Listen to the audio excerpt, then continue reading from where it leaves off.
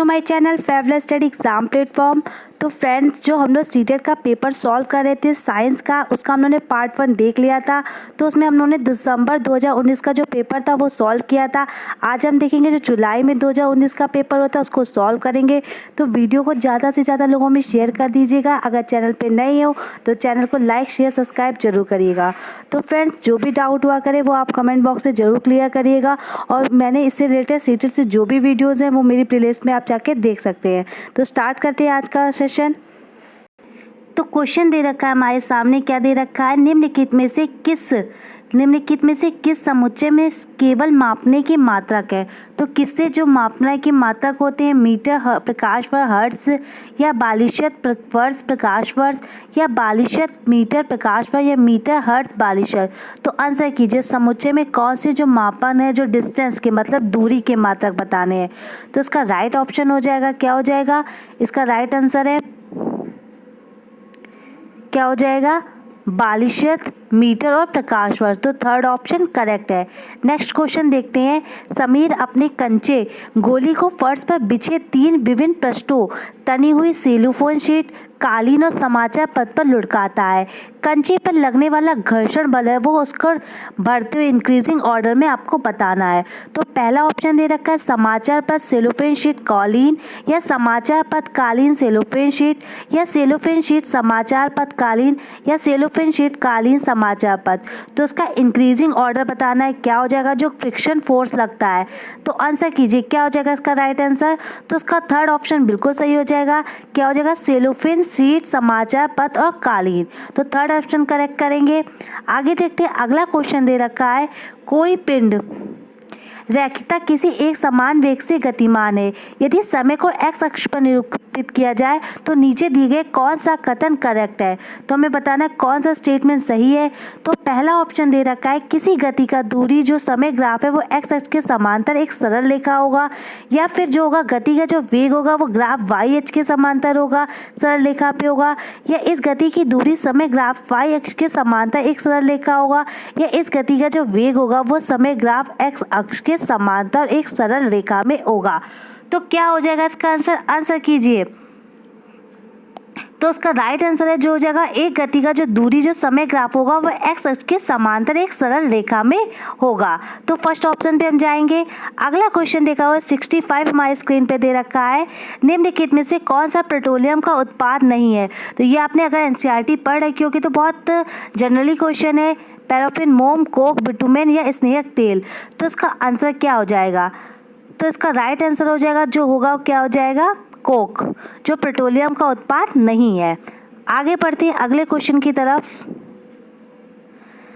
क्या क्वेश्चन दे रखा है, अमन किसी बंद कमरे में एक प्लास्टिक की बोतल, एक लकड़ी का चम्मच और एक चम्मच को रात भर रखता है।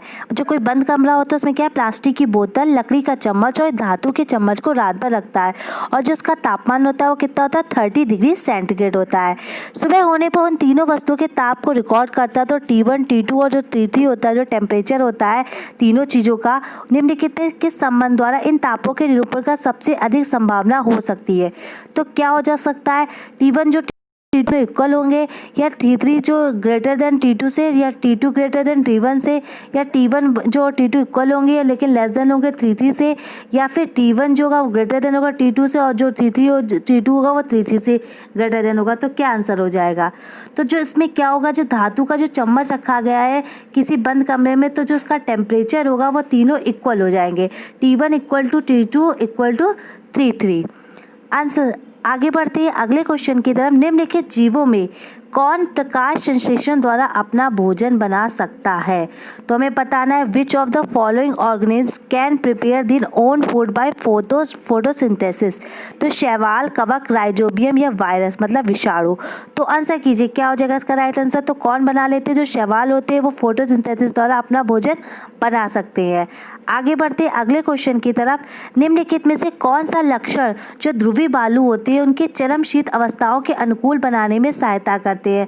मतलब जो वहाँ का टेम्परेचर जो कोल्ड होती है, एक्सट्रीम कोल्ड होती है, उसके जो कंडीशन होती है उसके अकॉर्डिंग उनको बनाते हैं। क्या लक्षण होते हैं तो देखते हैं। सफ़ेद बाल, चपटे पैर, त्वचा के नीचे वसा की परत, या सफ़ेद बाल, मुड़े हुए लंबे और पैने नाखून या त्वचा के नीचे वसा की परत, या सफ़ेद बाल, चपटे पैर, बालों की परतें, या फोर्थ ऑप्शन देख रहे हैं सूखने की तीव्र शक्ति, चपटे पैर और बालों की परतें। तो क्या हो जाएगा इसका राइट आंसर? आंसर कीजिए। तो इसका राइट आंसर हो जाएगा थर्ड ऑप्शन, जो सफ़ेद बाल होंगे, उनके चपटे पैर और जो बालों की परतें होंगी वो जो क्या करेंगे, उनको चरम शीत अवस्थाओं के अनुकूल बनाने में सहायता करेंगी। तो थर्ड ऑप्शन करेक्ट हो जाएगा।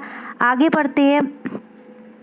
दूध में निम्नलिखित में कौन सा पोषक तत्व है? तो दूध में क्या पाया जाता है? प्रोटीन, कैल्शियम, विटामिन डी, या protein, vitamin C, vitamin A, carbohydrate, vitamin C या आयरन, या प्रोटीन, आयरन, विटामिन डी। तो आंसर कीजिए। जो प्रोटीन, जो विटामिन सी होगा वो तो बिल्कुल गलत हो जाएगा, तो ये दोनों ऑप्शन ऐसे ही इनकरेक्ट हो जाएंगे। आयरन भी नहीं पाया जाता, तो उसका राइट आंसर हो जाएगा फर्स्ट ऑप्शन, प्रोटीन, कैल्शियम और विटामिन डी।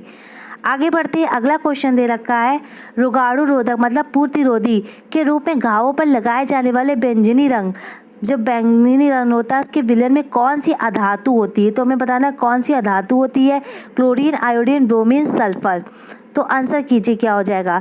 तो कौन सी होती है जो रोगाणु रोधक रूप में जो घावों में लगाई जाती है? तो हो जाएगी आयोडीन। तो सेकंड ऑप्शन सही हो जाएगा। आगे बढ़ते हैं। 71 क्वेश्चन दे रखा है हमारी स्क्रीन पे, वायु के संबंध में नीचे दिया गया कौन सा कथन सही नहीं है? तो पहले राउंड कर लीजिए नहीं पे जो इनकरेक्ट बता रखा है। वायु में भार होता है, राइट आंसर। मृदा में वायु उपस्थित नहीं होती है। हल जल चक्र में वायु की महत्वपूर्ण भूमिका होती है। वायु स्थान घेरती है, भी सही हो जाएगा। तो कौन सा इनकरेक्ट है? तो मृदा में वायु उपस्थित नहीं होती, तो ये गलत हो जाएगा। मृदा में वायु उपस्थित होती है, तो मतलब इसी को हम राइट करेंगे क्योंकि इसमें सही नहीं पूछा गया है। तो सेकंड ऑप्शन करेक्ट हो जाएगा। आगे बढ़ते हैं अगले क्वेश्चन की तरफ। एक कॉलम 1 दे रखा है, कॉलम बी दे रखा है, जिसमें पाचन तंत्र के अंगों को दे रखा है, उसके कार्य दे रखे हैं। तो हमें मैच करके बताना क्या हो जाएगा। यकृत का क्या कार्य है? अमाशय का, पित्ताशय का, अग्नाशय का। तो क्या हो जाएगा? आंसर कीजिए। तो क्या आंसर हो जाएगा एक बार देख लीजिए। तो आपको पता ही, जो यकृत मतलब लीवर होता है वो हमारे जो सबसे बड़ी ग्रंथि होती है, लार्जेस्ट ग्लैंड होती है। अमाशय, अमाशय का क्या काम होता है? सबसे बड़ी ग्रंथि हो जाएगी। और अमाशय क्या हो जाएगा? अमाशय का कार्य होता है शुद्धांश से पाचक रस मुक्त करता है, तो उसका थर्ड ऑप्शन पे जाएंगे। और जो पित्ताशय है ये पित्तरस संचयित करता है। और जो अग्नाशय हो जाएगा वो क्या हो जाएगा? या प्रोटीन का पाचन आरंभ करता है। तो उसका किस पे जाएंगे? तो फोर्थ ऑप्शन किस में दे रखा है? तो इससे आप जान जाएंगे जो यकृत होती है सबसे बड़ी ग्रंथि होती है। तो फोर्थ ऑप्शन किस में दे रखा है? तो सेकंड ऑप्शन में दे रखा है। तो उसको हमें आगे मैच करने की ज़रूरत ही नहीं पड़ेगी। तो आगे बढ़ते हैं अगले क्वेश्चन की तरफ। कोशिकाओं के विषय में कौन सा कथन सत्य है? तो सही स्टेटमेंट बताना है। सभी कोशिकाओं की आकृति गोल होती है। किसी ऊतक की कोशिकाएं समान होती है। किसी भली भांति उपस्थित व्यवस्थित जीव में कोशिकाओं का आकार जो साइज होता है समान होता है। सभी कोशिकाओं में केंद्रक होता है। तो कौन सा स्टेटमेंट कोशिका के जो विषय में सही होगा? कौन सा स्टेटमेंट ट्रू है? तो आंसर कीजिए क्या होगा आंसर। तो जो सभी कोशिकाओं में केंद्रक होता है, तो ये स्टेटमेंट करेक्ट हो जाएगा कोशिकाओं के विषय में। नेक्स्ट बढ़ते हैं। निम्नलिखित में से किसका उनकी जनन से विधा से सही मिलान क्या है? तो ये हमें बताना है। यीस्ट का क्या है? आलू का, शैवाल का और कवक का। तो क्या होगा इसका आंसर? आंसर कीजिए। कायिक प्रवर्धन, बीजाणु समांसन मतलब बीजाणु जनन, खंडन या मुकुलन। तो क्या इसका करेक्ट आंसर हो जाएगा? तो इसका राइट आंसर हो जाएगा जो यीस्ट होगी उससे यीस्ट से मुकुलन। तो हम इस पे जाएंगे फोर्थ ऑप्शन की तरफ। और जो आलू है कायिक प्रवर्धन हो जाएगा। और जो शैवाल है उसका खंडन होगा। और जो कवक होगा उसका बीजाणु समांसन हो जाएगा। तो हमारा कौन सा ऑप्शन फोर्थ ऑप्शन दे रखा है? पहला ऑप्शन सही हो जाएगा। आगे बढ़ते हैं अगला क्वेश्चन की तरफ। निम्नलिखित में से कौन से प्रदूषक ओजोन परत के अपक्षय के लिए उत्तरदायी है? तो कौन सा उत्तरदायी हमें बताना है। कार्बन डाइऑक्साइड या कार्बन मोनोऑक्साइड, या फ्लोरोफ्लोरोकार्बन, अम्लीय वर्षा, या मीथेन और कार्बन डाइऑक्साइड। तो ओजोन परत के अपक्षय के लिए कौन सा उत्तरदायी है? तो क्या हो जाएगा इसका राइट आंसर? क्लोरोफ्लोरोकार्बन। तो सेकंड ऑप्शन करेक्ट हो जाएगा। तो सेकंड ऑप्शन सही है। क्लोरोफ्लोरोकार्बन जो ओजोन के लिए सबसे ज़्यादा नुकसानदायक है। आगे बढ़ते हैं। निम्नलिखित में से कौन सा समुच्चय संचारी रोगों को निरूपित करता है? कौन सा हो जाएगा? एनीमिया, स्कर्वी, अतिसार, हैजा, मियादी बुखार जिसे टाइफाइड भी कहते हैं, मलेरिया या एनीमिया, स्वाइन फ्लू, मियादी बुखार, स्वाइन फ्लू, मलेरिया या पोलियो, या डायबिटीज़, मियादी बुखार, मलेरिया, रक्तहीनता मतलब एनीमिया। तो आंसर कीजिए क्या हो जाएगा जो संचारी रोगों को निरूपित करता है? तो कौन सा हो जाएगा? मियादी बुखार जिसे टाइफाइड, स्वाइन फ्लू और मलेरिया, और जो पोलियो। तो ये थर्ड ऑप्शन करेक्ट हो जाएगा।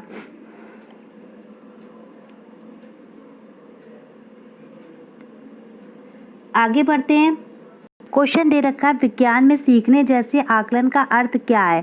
रचनात्मक आकलन, योगात्मक आकलन, स्व आकलन या सत्र आकलन। तो असेसमेंट एज लर्निंग मतलब स्व आकलन।